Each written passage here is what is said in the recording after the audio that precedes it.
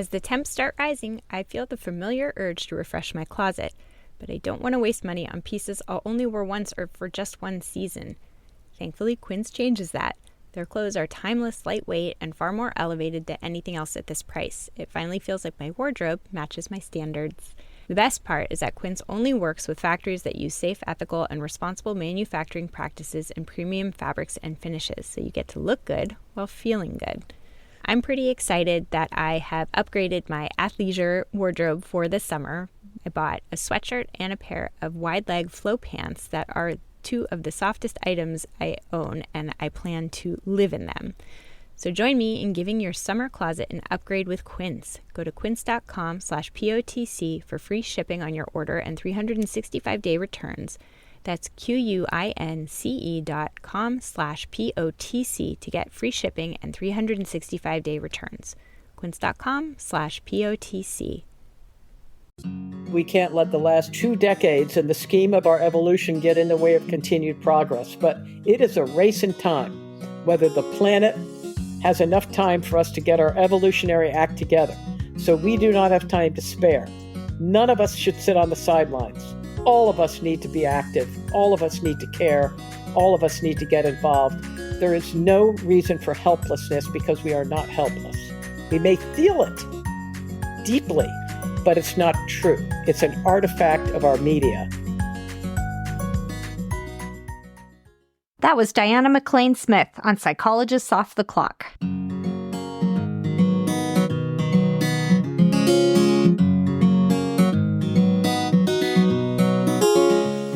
We are 4 experts in psychology here to bring you cutting-edge and science-based ideas to help you flourish in your relationships, work, and health. I'm Dr. Debbie Sorensen, a clinical psychologist practicing in Mile High, Denver, Colorado, and author of Act for Burnout, Act Daily Journal, and the Act Daily Card Deck. From America's Heartland, I'm Dr. Emily Edlin, a clinical psychologist based in Chicago, Illinois, and author of Autonomy Supportive Parenting. Calling in from Vienna, Austria, I'm Michael Herold, ACT coach, confidence trainer, and author of an upcoming book on being a better conversationalist and making friends. And from coastal New England, I'm Dr. Jill Stoddard, author of Be Mighty, The Big Book of ACT Metaphors, and Imposter No More. We hope you take what you learn here to build a rich and meaningful life. Thank you for listening to Psychologists Off the Clock.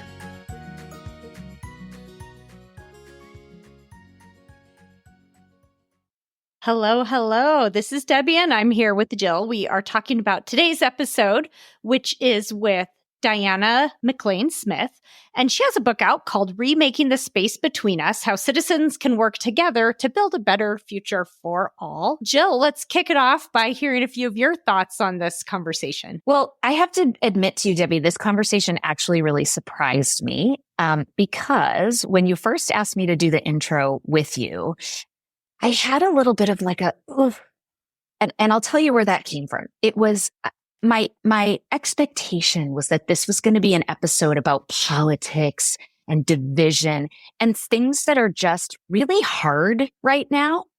And I've noticed that I've become, I hate to admit it, but I've become like so much more avoidant when it comes to topics around politics and divisiveness because it feels so painful and icky. And I thought that this was what this episode might be about, and it absolutely was not. And, and I learned so much. And I know when we were talking right before we hit record, you were sort of going through a similar process in deciding whether to do this episode. Right. I'll tell you the quick story behind that. So our former guest, Jeff Wetzler, who came on to talk about his book, Ask, he is colleagues and friends with Diana.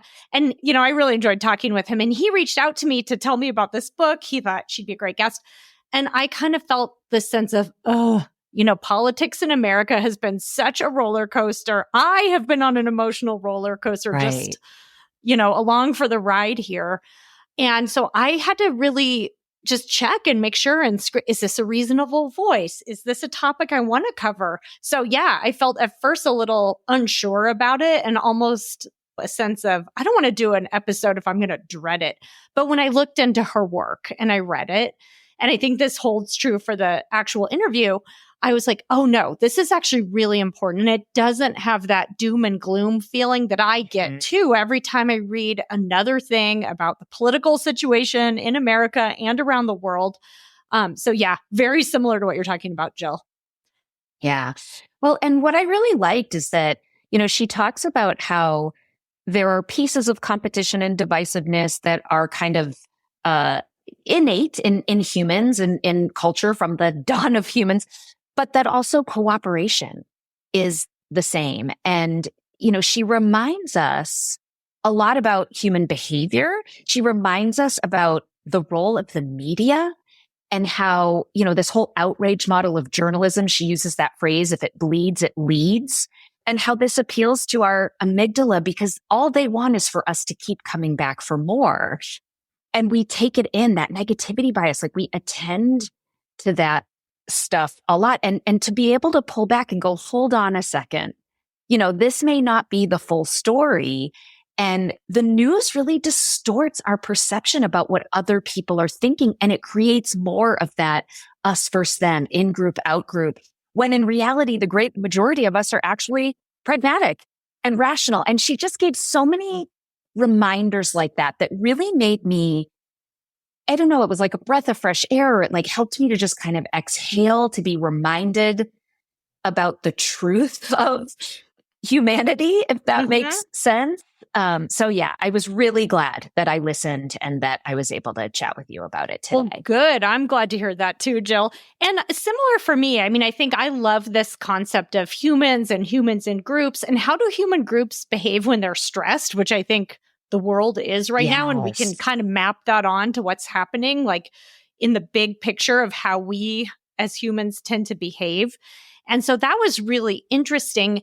And for me, it gave me a sense of hope, which is something I'm looking for in today's world. I can get to a dark place. I can experience doom and gloom like a lot of people. And her whole point is that we kind of have to find a way to get to a better place as a group, right? As a global community. And I think she gives some really helpful ideas for how we can do that on the individual level, the group level, the cultural level.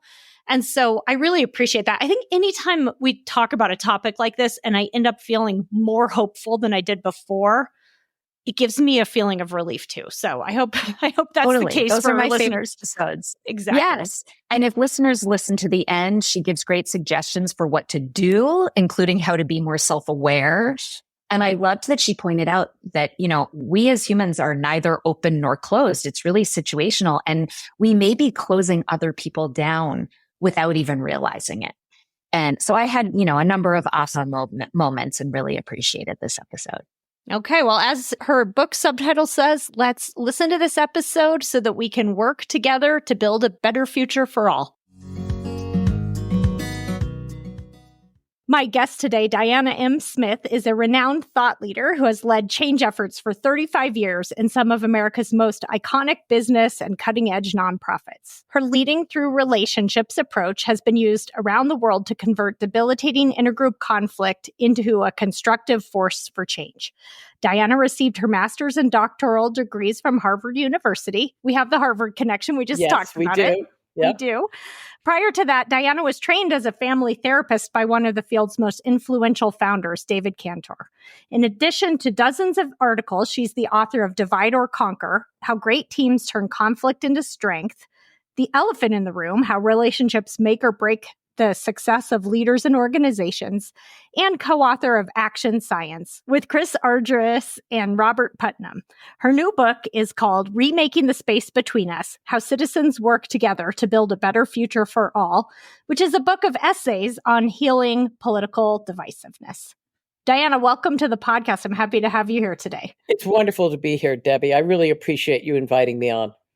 Well, it's an important and timely topic, right? And one that's a little bit, it's just a complicated one. So we're going to do what we can in an hour to unpack this. We will be focusing most of the conversation on political divisiveness and some focus on the current U.S. political situation.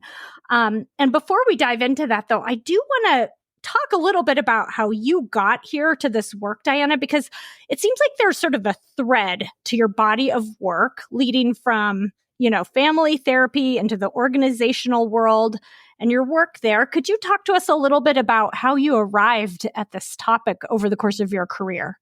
Sure thing. I like to say that I began my training at the dining room table in my own family, where I learned to be a very good observer of system dynamics and got interested in systems. And I came of age during the 60s, and it was a time of great social change and a lot of turmoil.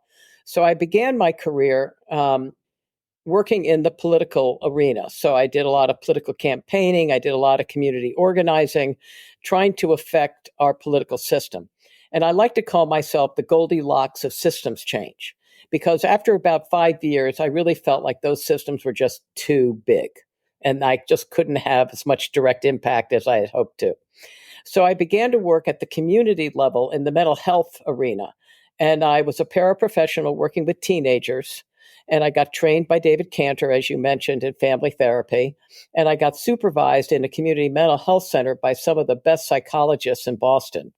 And I learned all about psychology and teenage development, but I also put it in the context of the community. So I looked at how schools and courts and working kids living on the street and doing drugs, how all of that impacted the development of teenagers. But my primary locus was looking at teenagers and their families. And after doing that for about 6 years, and I worked very hard, it was a very demanding job because I really was taking a holistic approach. I began to feel like that was too small, that I just couldn't change enough of the social reality, one family or one person at a time. So I went back to graduate school, and that's where I met Chris Argyris, who was one of the founders of a field called organizational learning. And it really looked at the question of how can organizations adapt to rapidly changing environments. And this was at a time in the 1980s where life for organizations got far more difficult and far more competitive. So I followed him into this whole arena of organizations, and they felt just about right in terms of size. They were big enough to have an incredible impact on a lot of people's lives, but they were small enough so you could actually see the results of your labors. So I got enamored of working in organizations. While I was there, that's when I really began to see how the relationships among groups across the organization laterally began to affect how groups operated vertically up and down the hierarchy. And I began to notice that the more groups competed laterally, the more hierarchical the organization became because they wanted to dampen down the conflict. So they had to take more control to do that. The more control they took, the more competitive groups became laterally because they had to compete more to get the resources from the top. And then the more they competed, the more hierarchical it got. And then the more competitive it got laterally. And it was this vicious cycle. And then the organization would really start to get dysfunctional and get into trouble. And they would take their eye off the ball of their external relationships. So I looked at how vertical relationships up and down the hierarchy affected lateral relationships, how those two together caused dysfunction that then led to the atrophy of external relationships, which then harmed the entire system. When I looked around during the pandemic at our nation, I went, that's exactly what I'm seeing here. Groups are fighting laterally. They can't resolve their conflicts. And because they can't resolve their conflicts, more and more people are calling for an authoritarian leader to resolve their conflicts for them. And the more we got tied up in our own shorts as a nation internally, the more we were taking our eye off the external world. And I thought that was very dangerous. And I also thought this was a solvable problem because in my work in organizations, I learned how to harness that conflict across groups to help people raise the ceiling on their growth by realizing that the people they were in conflict with had the most to teach them about how to be better. And so that was where I spent my time for the past 3 years at the national level and for 25, 35 years at the organizational level. Okay, well, this is fascinating to think about that common thread throughout that kind of goes throughout these different levels. And I want to spend a lot of time toward the end of our conversation today talking about how to apply some of those ideas, right? Like the actions we can take both as individuals within these systems and then also as groups, because I think it's really fascinating to apply this framework. Let's set the stage a little bit, though, by, first of all, just the pulse of this particular moment, and I think that, honestly, we're seeing some of this throughout the world. I know we have a lot of listeners internationally, and this is not just in the US, but here in the US, where we both live, Diana, this has been a roller coaster of an election year. I know I'm pretty exhausted just from all the ups and downs and just unexpected twists, and I've had kind of my heart broken by the US over the years. And I've had personal relationships that I think have suffered a bit because of this divisiveness that you write about and talk about. So can you give us your sense of what's going on currently with this political moment we're in the US and beyond, and what's the problem here that we're looking at?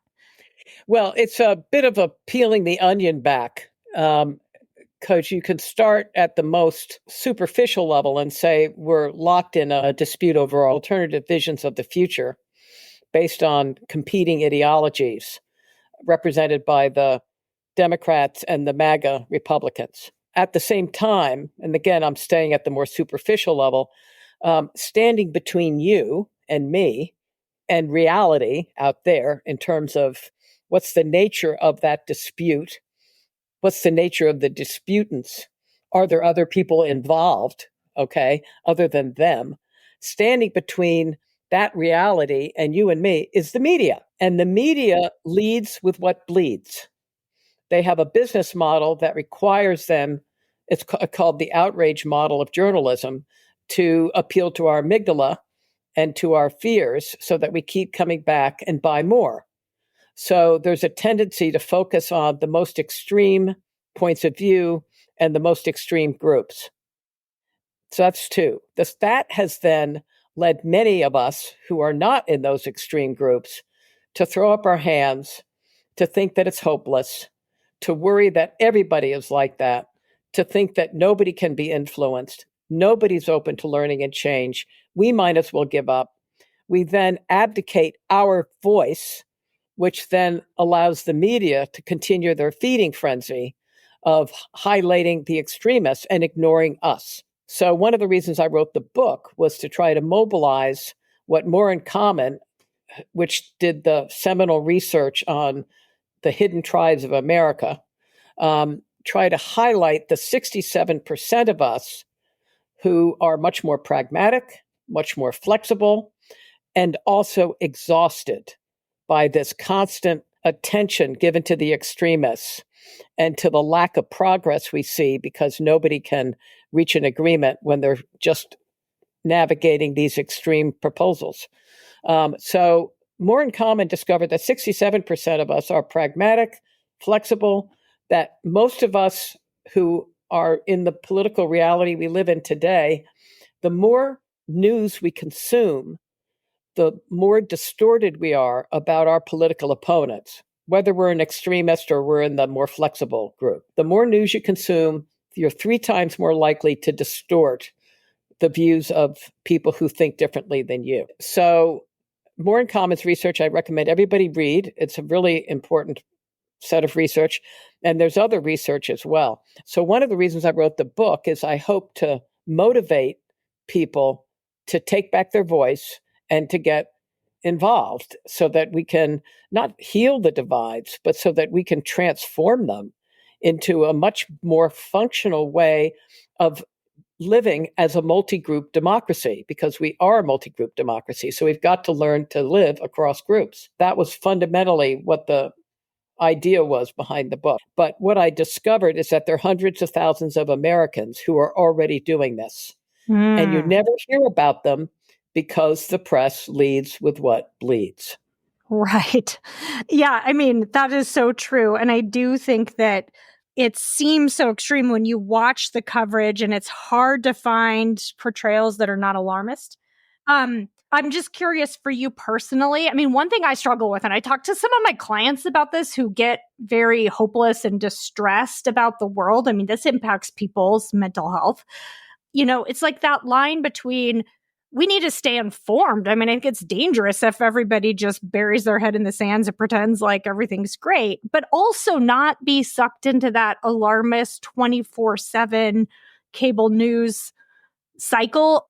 I have endless empathy for the emotional roller coaster ride and the exhaustion and the discouragement that people are experiencing, which is fueled by the news. And the problem is the more anxious we get, the more hypervigilant we get, and the more news we want to consume because we want to know what the threats are out there. People need to take heart because there is an emergent movement afoot, not just among citizens working together across divides, which we'll talk about later, but there's an emergent movement to redefine journalism. And there's an organization, this is an example, called Solutions Journalism Network. And if you put it in your notes afterwards, people can get the link to it. They have, if you go to the website, up at the top, you'll see Story Tracker. I think it's Story Tracker. But Solutions Journalism Network said, the problem with the news is they have this theory that if you just create outrage, that'll solve the problems, but it doesn't. What we need to do is not just study the problems. We do need to do that and what causes them, even more important. But we need to study what people are doing around the world to solve those problems already. Because the problem we have is a distribution system problem.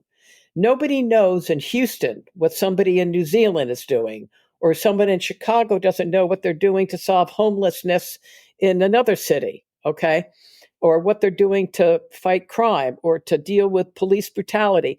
People are actually solving these problems in communities, but that is not getting covered. So they have now trained 60,000 journalists who operate in newsrooms around the world in some of the top, New York Times, Washington Post. They're still in the minority, but you can go to Solutions Journalism Network and you can find great news. That's number one. Number two, there are two models of journalism to simplify. And like a good academic, I try to simplify, but not too much. But two models of journalism. One is what I call the outrage model, the one I've already talked about. That's the dominant model. And business is dependent on it for making money. The emergent model is what I call the engage model.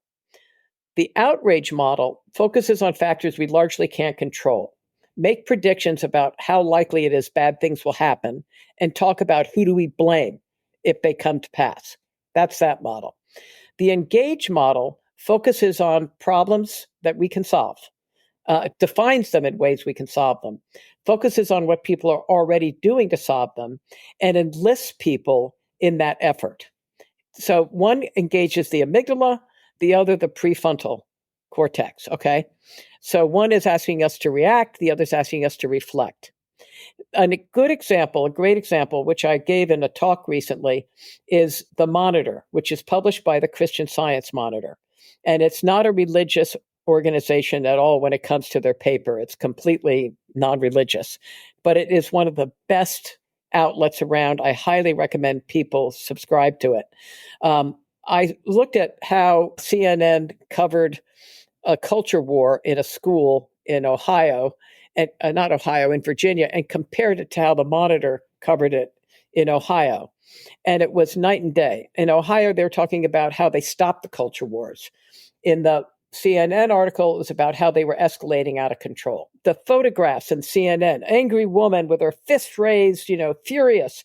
And then in the Monitor, you had a group of people who had formed an alliance to go to the school meetings and mobilize that 67% to go to and say, we want to stand ready to support our schools. Okay. Amazing difference. And the other thing is Substack is a new platform. Oh, yeah. I'm on Substack. I started a newsletter there recently. Yeah. And it's terrific. Yeah. And, there's a lot of variants. There's some, neo-Nazis there, and then there's some real, left wing. And then you got Heather Cox Richardson, who everybody knows. So it's a very variable platform. But the thing about the platform that I think is so promising is it gets rid of the middleman that needs to make the money off of our outrage.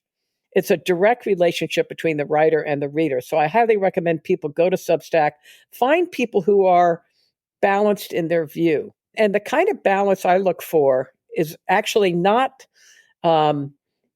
political balance as much as, do they have a bias towards outrage and fear? Or do they have a bias towards engaging the reader in solving problems. If their bias is towards engaging readers and solving problems, that's a bias I can get behind. It doesn't matter what political bias they have, as long as they're interested in solving common problems. I've been impressed with the tone of conversation on Substack, and I hope that continues because unlike some of the other social media platforms out there, that just sitting and looking at it, I feel my nervous system start to dysregulate. And with Substack, it does not feel, it's like thought pieces. You can totally read them, right? Yeah. I mean, one person I highly recommend, I think he's one of the most thoughtful journalists out there, is J.B. Last. He writes for Bulwark, Bulwark, Bulwark. Bulwark is it has podcasts, newsletters, and Sarah Longwell is the publisher, and she conducts focus groups with citizens from around the country all the time. So you can go listen to her podcast, and she'll run tapes of what people are saying. It's amazing. But J.V. Last is just a mensch, okay? And he wrote recently about Biden's decision to step aside. And it's one of the most moving pieces you'll ever read. So I highly recommend that people check out Bulwark and others on Substack. Okay. So that's how you do it. You find voices that aren't so polarizing, that aren't so extremist and alarmist. And that's how you balance that. Yes. But again, the criteria is, are they asking me to engage a problem so I can solve it? Or are they just interested in getting me angry so I can piss off somebody that they want to have pissed off? This is where citizens have to take responsibility, because we also, just like the press as a model, we as citizens have a mindset. And the mindset that is attracted to the outrage model is the outrage mindset. And so we need to shift from an outrage mindset to an engage mindset. And if we do that, we'll give them less fodder. Because we're going to be engaging with other people on common problems that we can solve together, which is not sexy for the outrage model, and they will ignore us. Well, we've talked on the podcast before about, kind of righteous anger sometimes feels like powerful. You know what I mean? It's powerful, or it feels it's better than depression. Sometimes. It's better than depression and despair. We know that from clinical work. Right. So sometimes to actually let go of that outrage mindset is not as easy as it sounds. It sounds good in theory, but sometimes there's something about reading that news source that fuels you up that kind of, you know what I mean? There's like a rush. I definitely know. I've had a lot of interesting conversations with people about that. If you're fighting despair and fear, you're feeling so vulnerable and so helpless. There's nothing like anger to make you feel more powerful. I think that's a big part of it. But it's a sugar high. Yeah. It's not going to get you where you need to go. The gratification that people are getting right now, working in communities across the nation on common problems, like fighting hate in their community or trying to end homelessness, making common cause against political divides, finding somebody who you don't share political views with, but you share values and experiences, and you both care deeply about your neighbors. Finding that level of connection is so much more satisfying than that temporary rush. But I think people, if we understand that that's just our way of dealing with the despair, then we can say, is there another way of dealing with the despair and helplessness? And the answer is yes. There are thousands of organizations across the country looking for you right now to help. And you will feel a lot less despairing once you start helping. Yeah. Hope is an action. You can get involved in a way that gives you that feeling. So I wanted to kind of zoom out here and talk a little bit about the historical and cultural context of how we got here. Starting with evolution, I love that you had an essay in your book on human evolution and sort of that tendency toward human nature, toward this, this group type mentality. So I know that's a big topic here to think about the evolutionary components, but could you say a little bit about that? Sure. But in case anybody reads the book, there are actually two essays that touch on evolution. One we're going to dig into now. And then the second one is about how do we continue our evolution? And I want to touch on something you just said, because I think it's something that many people think. If we hearken back to our evolutionary heritage, I think people think it's our nature. The whole idea of evolution is that it is not our nature, it's our learning. We had to learn to survive. We had to adapt who we were as human beings in order to survive. So one of the people I read was a fellow by the name of Thomas Sella, an anthropologist, who said, we took 2 steps early on in our evolution. He said the first step we took was to learn how to collaborate with 1 or 2 other people so we could go out and hunt. It would be safer. We could be more effective in doing the hunting. But then, you know what? He said the environment got more complex and more competitive, which still makes me chuckle to think people are talking about back then being complex and competitive when you think of today. However, relatively speaking, for what they needed to do, it was getting more complex and competitive. So they decided they had to form groups in order to go out and hunt and to get the saber-toothed tiger, whoever they're going out to hunt. And so when they form groups, they form group structures, group norms, group identities, who's in and who's out. And they learned to cooperate within those groups. They learned to cooperate not because it was an ideological good, not because it's, we really should cooperate. Cooperation's good. They did it to survive. They had to do it to survive, okay? What people didn't realize at the time, or now, is that developing that capacity as human beings, this is why this isn't inherent, okay? They had to develop the capacity to cooperate in groups. The reason they did it was so they could compete against other groups. So in our evolution, we learned how to cooperate. At the same time, we learned how to compete against other groups. So those 2 capabilities, in-group cooperation and out-group competition, evolved together hand in hand. Around the 1700s, during the so-called Age of Enlightenment, as ideas began to take over and people started to think about the nature of man and the nature of society, people looked at this tendency to cooperate within groups and compete against groups, and they said, that's just the nature of man. So we have to form political systems like that. And also, they began to see that, it was kind of a competitive world, right? And so they developed notions of zero sum. One group gets ahead, the other one won't, all right? The idea of cooperating across groups never even got on the radar. So all of the ideas that we've grown up with that emerged in the 1800s were basically built on that evolutionary legacy, which is now outdated because the problems we face today are not problems of how do you cooperate within a group and compete against another group. The problems we face today are how do you cooperate across groups, because the problems cross groups. Climate change, migration, war, all of pandemics, all of these problems cross-cut groups. And if we can't cooperate across groups, we can't solve the problems. If we can't solve those problems, we don't survive. So to me, the good news is, just like we had to learn how to cooperate within groups to survive, today we're going to need to learn to cooperate across groups to survive. There is an imperative to learn how to do this, not because it's the nice thing to do, but because our survival depends on it. That's a big incentive to learn a new capability. Mm-hmm. Well, and it's interesting to think about how we have both of these qualities as humans, the cooperative and the competitive, yeah. And that there is always that tension. And one of the things you mention in your book in a few places is about how during times of fear, times of threat, times of limited resources, sometimes we see some particular patterns emerge. Yes, I'd love to get the actual quote because it's such a great quote. It's by Sebastian Junger in Tribe.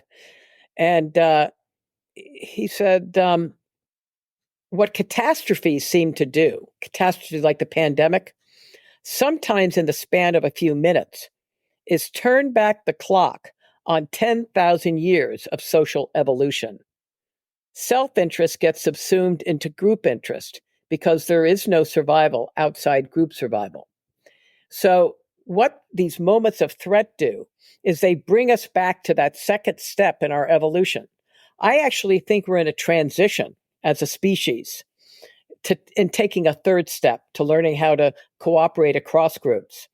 But when we're under threat, if this is true, look at human development. You're working with a teenager, and all of a sudden he regresses back to 7 or 8 years old under the threat of a parent's divorce. Okay. We go back to what we knew when we're under threat. Okay. So that's one of the things that I think we're seeing happen now. So what does that mean? Well, one of the things it means in terms of group dynamics is we start to cling to our group and we get more and more insular. We read the same news. We share the same outrage. We have the same stereotypes of the people in the other group. And the more we do that, the more distant we get from people who aren't like us. And the more afraid we get of the people who aren't like us. I can't remember. I think it was Monica Guzman who said, the less underrepresented somebody is in our life, the more overrepresented or over-exaggerated they become in our mind. So the more distant we get, the more we can fantasize about who they are. So the more insular we get within, the more distant and fearful we get across. That is the return to our early evolutionary history. All right. So one of the things that the people I've studied, the groups I've studied, that are coming together now to try to heal our social fabric, and more than the political divides, trying to create a multi-group democracy that can meet the demands of the 21st century. I mean, healing our divides is a low bar, actually. We've got some pretty serious problems, and we're a multi-group democracy. We're going to have to learn how to work across groups to solve them. So I see the people who are the thousands of groups that I've studied, they are really taking that problem on and making extraordinary advances that would make all of your listeners just ecstatic to hear. Whether there are a number of groups. My book talks about a number of these organizations, but you can go on the internet and look up Starts With Us, Not in Our Town, Braver Angels. It goes on. Listen First Project, Citizen Connect. It goes on and on. All of these organizations are helping us take that next evolutionary step as a species and the step we need to take as a nation to make our multi-group democracy work. Mm-hmm. Yeah. I think of my husband who works in the renewable energy field, and he's working with his colleagues kind of behind the scenes, quietly working on the technology of energy renewable efficiency. Energy. Good for him. Thank God. And there's a lot of people doing that. And Yes. It's kind of like happening as this whole debate about it goes on, and people don't agree about it. And it's like, and there are people behind the scenes working on this problem. And we really need to not lose sight of that. Right.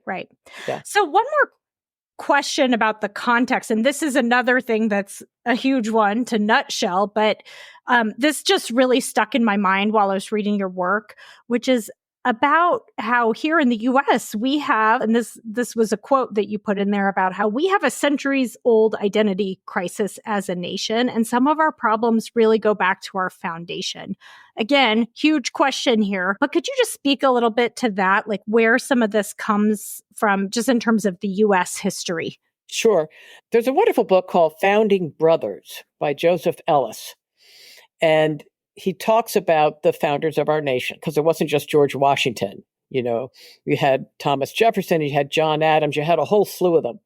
But for now, because of what you're getting at, I want to focus on John Adams and Thomas Jefferson. Not only did they have an extraordinary friendship, they then had an extraordinary conflict. They then kissed and made up at the end of their lives, and then both died on July 4th. Okay. I mean, it's an amazing relationship. And Ellis tells the story of their friendship brilliantly. They represent a fundamental fissure in our identity. Adams was all about equality, Jefferson all about freedom and liberty.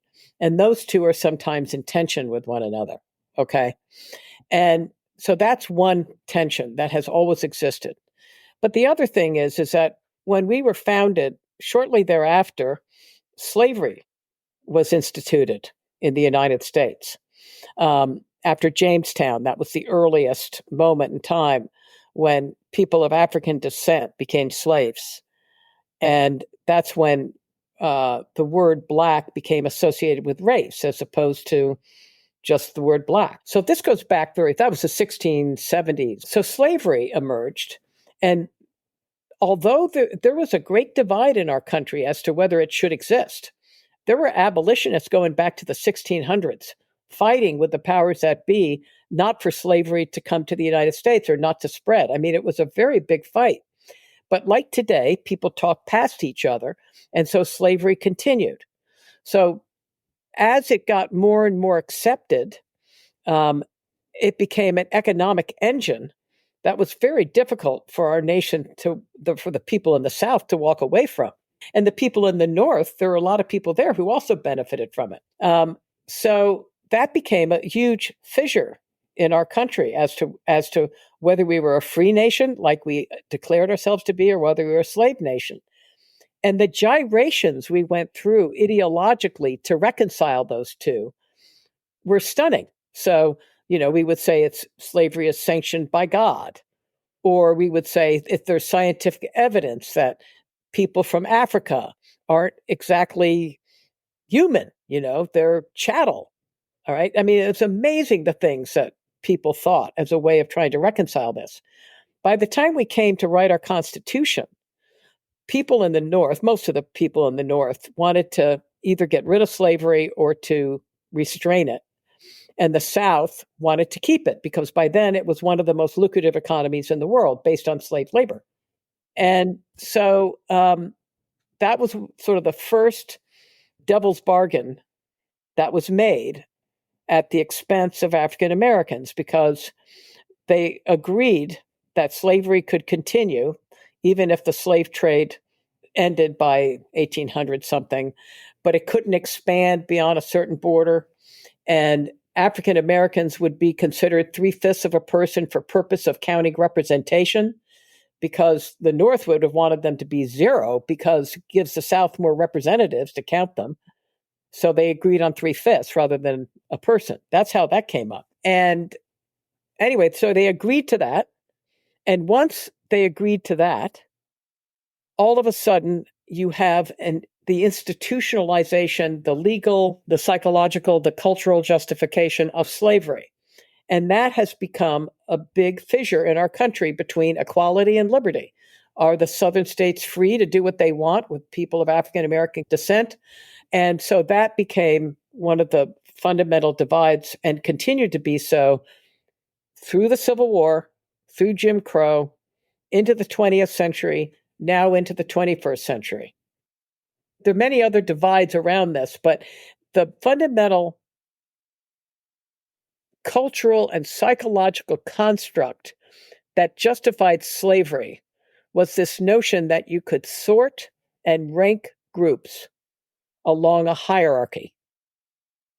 And that came out of slavery and then got applied to women, got applied to immigrants, but this notion that there's a hierarchy among groups, okay, sanctified by God or biologically driven, that construct has made it very difficult for the United States to define itself as a free and equal nation without some people going, huh?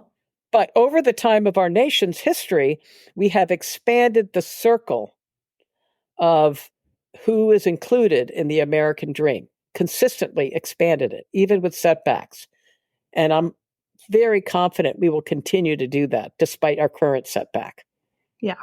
Well, and it is interesting, I think, to think how those identities have shifted over the course of historic events and how they play out now politically. And like I said, there's a lot to that question, but I think it's really important to think about that, how we define ourselves and how that shows up for people in their viewpoints to this day. For now, I want to move into the what do we do about this? Because you are a great leader in this area. Action. And as you mentioned, there's many people who are taking various kinds of actions, but as individuals, you do have some really interesting ideas about how, as individuals, there are things we can do, action steps citizens can take. And I love that because it does sometimes feel hopeless. So what are some of your thoughts on that?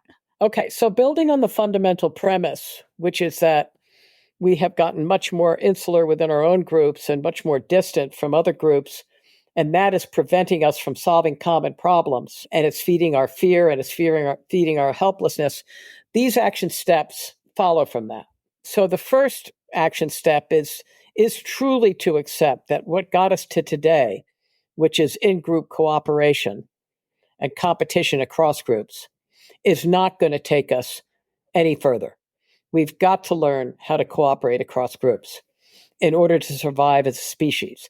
It is in our self-interest. So I think we need to understand where we are in our evolutionary journey, not attribute it to the nature of man or woman, but to see that we've been on a learning journey since we crawled out of the water on fours. And we have to continue that journey if we want to survive. So that's the first one, is to accept that just reverting back to our group for comfort and safety is not going to get us where we want to go. The second is, in order to break out of our current dynamic of insular in-group and distant, fearful of out-group, we need to create more what I call mental space within our own group. And by that, what I mean is we need to have an injection of new ideas, new facts, new experiences. And it's not just political divides. We're separated across two dimensions. And we've been focusing almost exclusively on the ideological dimension. But the other way in which we're separated as a nation and also as a world is demographically.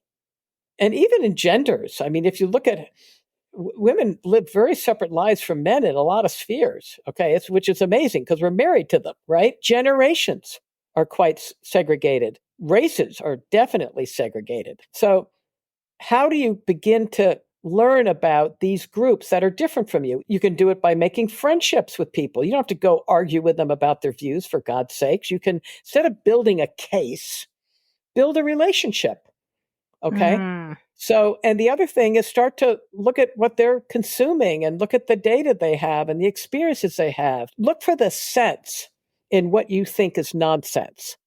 So expand your own horizons.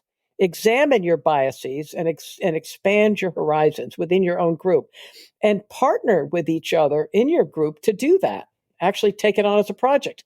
You could have a book club. And then there are other things I'm going to get to in a second. Then the other thing is to start to reach across groups. Now that can be very difficult to do by yourself, which is why I highly recommend that people look on the internet to organizations like Starts With Us, which can help people do that.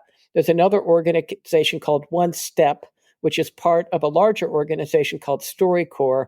They will put you together for a half an hour with somebody from a very different background than yours, so you can just talk with each other and learn about each other as people. And then, as I said before, Citizen Connect, Braver Angels, these are all organizations that can help you get to know people from other groups in a psychologically safe context. You don't just have to walk up to someone different than you and say, so what do you think about immigration? Okay. You kidding me? You really? That's ridiculous. No. Okay. Get help. It's not easy. There's lots of people out there doing this. That's two. Create more space within, less distance across. Number three is really be on the lookout for cultural beliefs like less or better. Groups are less or better. It's a zero-sum game. You got to win, not lose. Those are cultural beliefs we've all imbibed in the course of our socialization and institutions in this country, okay? And I talk about that in the book. We've all gotten those. So be on the lookout for cultural beliefs that get in the way of reaching out to others, okay? And this is on the same point. Be on the lookout for cognitive biases, looking for confirming data. Look at how deplorable they are. And the last is we all know this as psychologists, we have emotional defenses. When people start to threaten us, we start to shut down and we start to go inside and we defend ourselves. We project, we deny, all these things.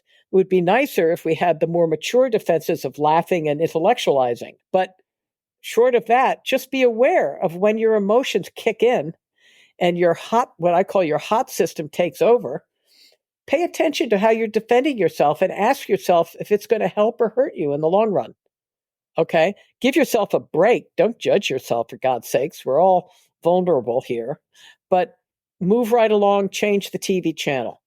So those are the things. To be on the lookout for cultural beliefs, cognitive biases, emotional defenses that drive us closer to those like us and further away from those different from us. Those are the ones you need to be on the lookout for. And then the fourth is to really help one another see what we cannot see so we can all do better. None of us, this is a well-known cognitive blindness. It's very easy for us to see what other people are doing to make our life miserable because they're out there and we can see them. And we can see their impact on us because our emotions are on the inside. It's very hard for us to see what we're doing because we're taking action. We don't see it. And what our impact is emotionally on the other person because they may not tell us, or they may tell us in a way we don't want to hear it.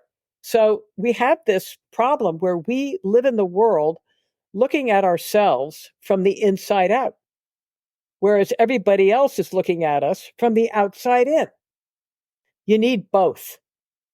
So we need the help of other people to help us see from the outside in how we're behaving in ways that might be getting in our way and in the way of our moving forward as a community or a neighborhood or a school or a family. And this is a very different orientation to calling people out and canceling people when they make mistakes or when they do something we consider problematic. We all do things that are problematic. We need to help one another do better. We need to help people see that when they behave in ways that we find problematic, they're also behaving in ways that are hurting them. It's making it hard for them to solve problems they care about.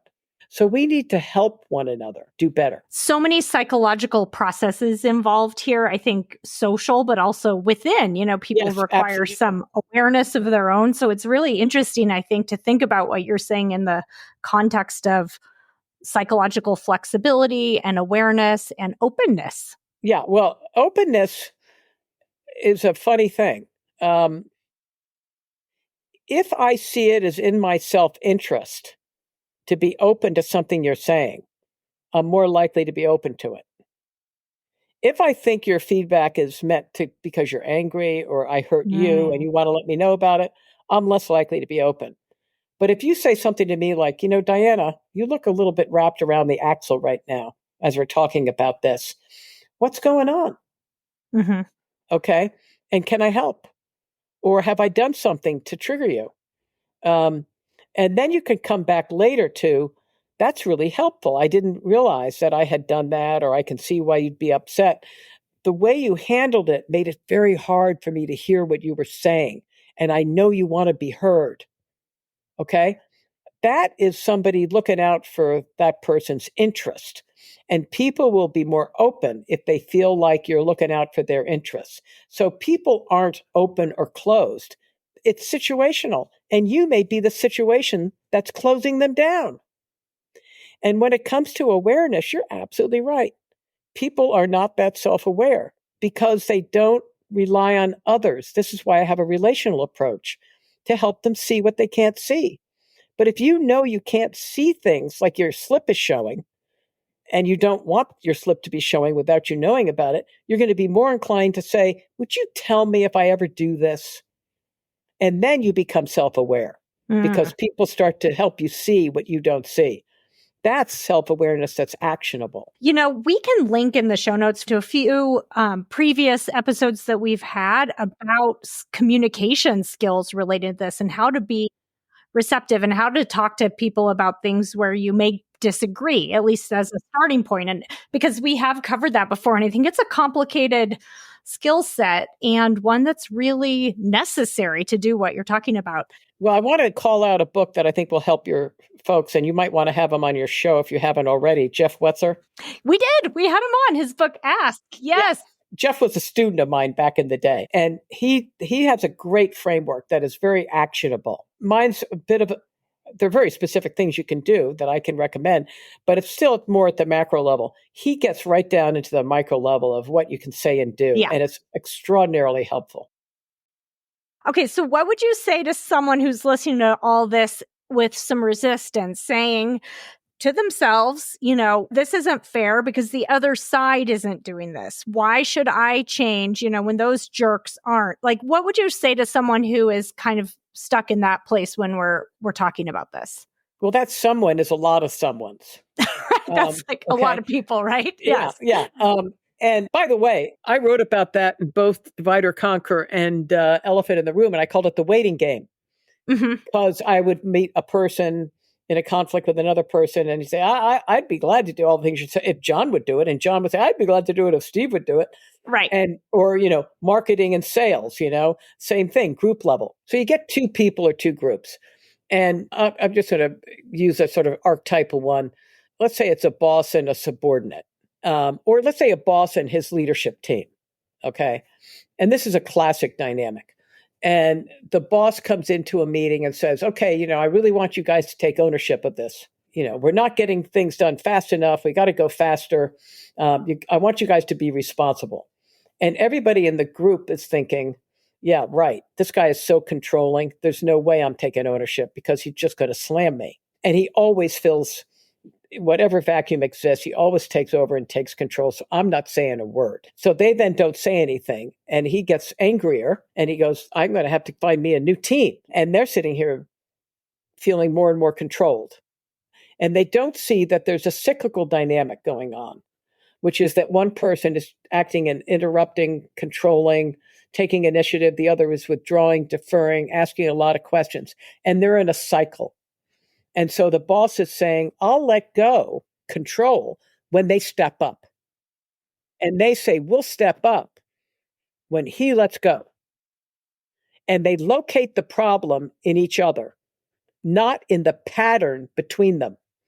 They focus on personalities of individuals rather than the pattern in the dynamic. When you focus on the pattern in the dynamic, and you name it, then you can say, let us partner together, boss and team, on changing the pattern. Let's work together on changing the pattern. So in a dynamic where I might get in an argument with someone, which I had a dynamic with my right-hand person. And at one point it was like, this is going nowhere. We're both contributing to this. Let's figure out what's going on. We had recorded it. We went and looked at it. And we saw a pattern, okay? And now we're collaborating on changing the pattern together. And that makes us partners. Nelson Mandela said, if you treat your enemy as a partner, then he becomes your partner. But right now, we're too much caught up in this waiting game, which isn't serving anybody. And by the way, at the international level, same with Israel and Hamas. These are century-old conflicts that are cyclical, in which both are contributing to the death and violence and devastation of human beings. They're doing a joint venture. And you can talk about who's more responsible, but that's a little bit like saying who's more responsible for driving our planet off the edge when it's all of us. You have this background in family therapy, and this happens with couples all the time too. All change when they do. And this idea, I've heard it in couples therapy approaches of let's unite against the dynamic and we both play a role. So let's tackle this together. And it's a very future thinking framework. It's like instead of blame speak, which we talked to someone named Bill Eddy about on the podcast recently, blame speak. It's like, let's get out of that pattern and instead kind of join together to get ourselves to a better place here. Although I will say it's not just future oriented, because some of the most growthful conversations I've had with my husband, and I like to say, if we can make our marriage work, we can make America work. is one of the things we do is we do an historical archaeological dig of how did we come to create this pattern? Okay, which is a backward-looking thing, okay? But it's not an inquiry towards blaming. It's an inquiry towards understanding ourselves and each other better. And it always makes me love my husband more to understand how he came to be such a jerk. No, kidding. No, how he came to be who he is, just like it makes him more sympathetic to me. Yeah. So there is a time and a place for kind of looking at the past and kind of trying to make sense of it. Absolutely, as long as you do it as a pattern, yeah. Okay. Yeah. So I think the final note I want to end on, we've talked about individuals, but, on more of the group and the cultural level, what are your thoughts about how we can come together? I mean, I think that seems to be kind of the gist of what you're talking about is like, how can we all come together to tackle some of these really big problems we face? Do you have any, I guess, sort of culture or big group level thoughts on that? I mean, one of the third part of the book makes a claim that we need to reimagine our democracy. Because of how we were founded as a democracy that was trying to break free of Britain, a lot of what we focus on are individual rights. And because of our cultural or evolutionary heritage, a lot of what we assume is that the nature of man is to compete. And so we founded our democracy on an adversarial model of democracy. So you have a two-party system. In the courts, you have a prosecutor and a defendant. The truth will out as we compete, okay? All of that is built on this evolutionary legacy. And what that does is it makes it very difficult to move beyond zero sum, very difficult to move beyond win-lose. There's a political theorist by the name of Daniel Allen who, in one of her books, talks about reconceiving democracy and citizens on a friendship model, which many people might think sounds goofy, but the advantage of starting to think of ourselves rather than as adversaries, but as friends, is when you're in a friendship, the interests of the other person become important to you, because if they weren't, the friendship wouldn't last very long. So you care as much about the other person's interests, or almost as much, as you do about your own. And what that does is it converts rivalrous self-interest, my self-interest is at odds with yours, into equitable self-interest, because you then want to balance the wins and losses, the disappointments over time, so that no one group is disadvantaged over time, systematically disadvantaged. And that's where I ultimately think we need to go. And then I have 3 stories I tell. I knew that at the end of that essay, that most of the male of the species would probably go, just like a girl, reimagine our democracy as a friendship. How unrealistic is that? So I have 3 stories that talk about, in different contexts, what happens when you see your rival, in quotes, as a friend. And one takes place in Congress, in what was called the Modernization of Congress Committee, in which they broke down the divide between Democrats and Republicans and had dinners and retreats, and they got to know each other as friends, and they sat next to each other at the tables, and they got more done than any other committee. And these were almost all guys, right? But they understood the importance of friendship and relationships and getting stuff done. The other one took place in Pittsburgh, and that's a historically segregated city going back centuries.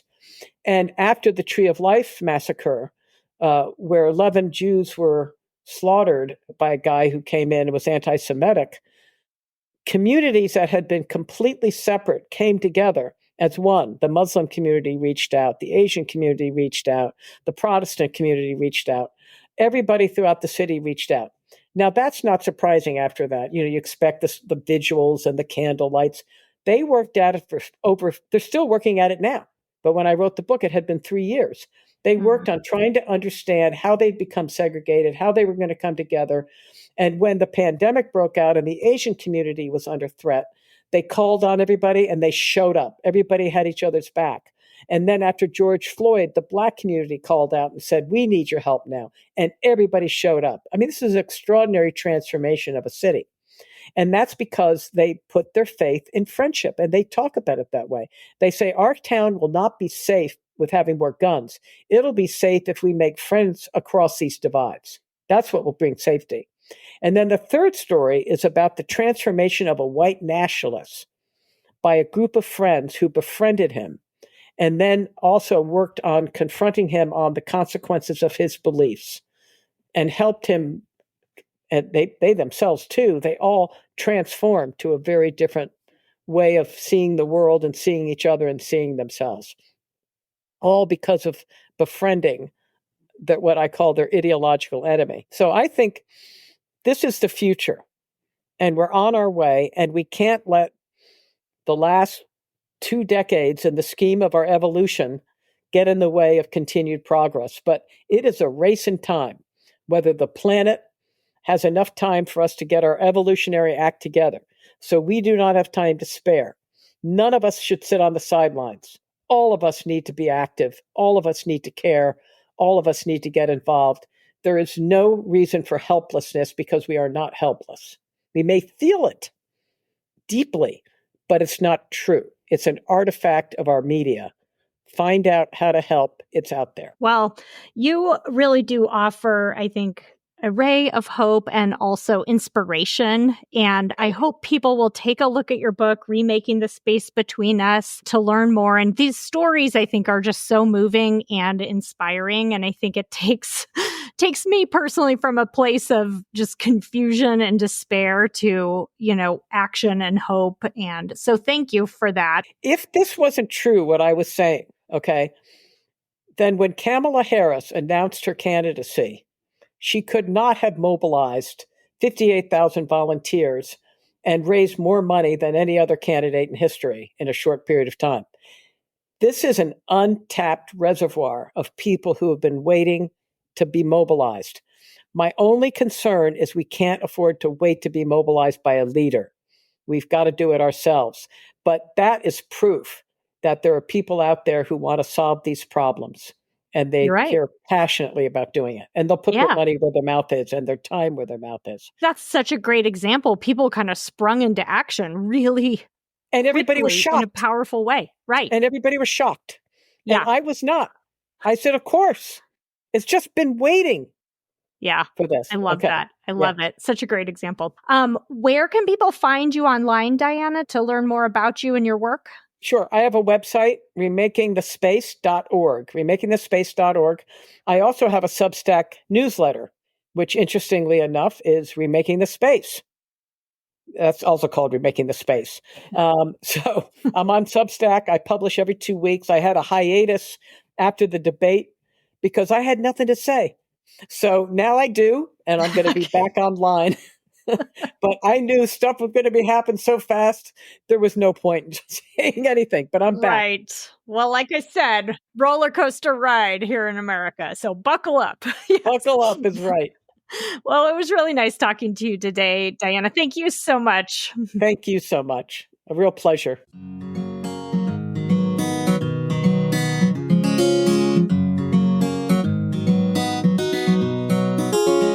Thank you for listening to Psychologists Off the Clock.